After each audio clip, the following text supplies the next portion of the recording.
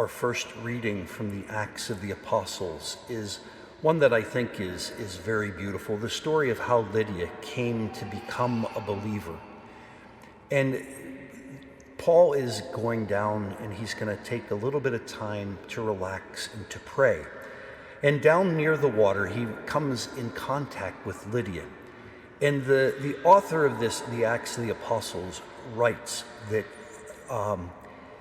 Lydia, who is a dealer in purple cloth from the city, a worshiper of God, listened, and the Lord opened her heart to pay attention to what Paul was saying.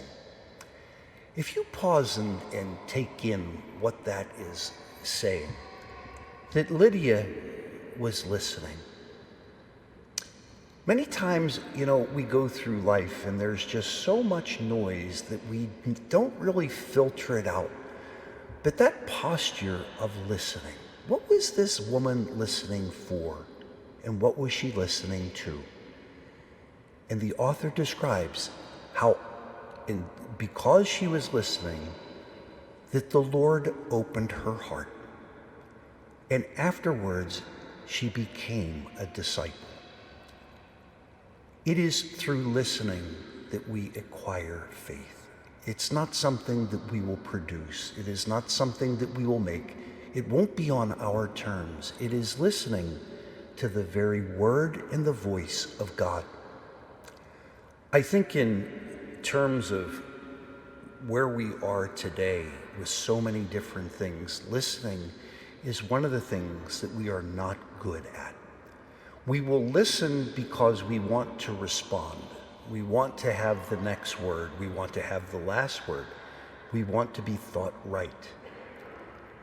But Lydia's listening is something very different.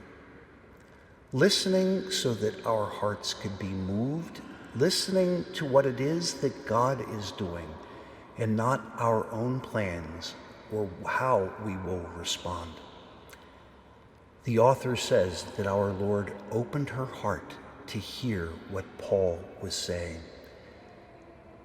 Are we ready to listen and to absorb and to take in all that God wishes to do?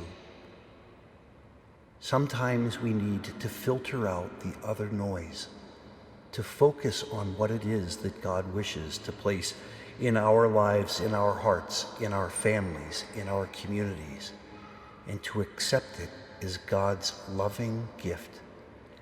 Lydia, in today's first reading, gives us the posture of a disciple, being willing to listen, listening carefully, that God's gift may be received and lived.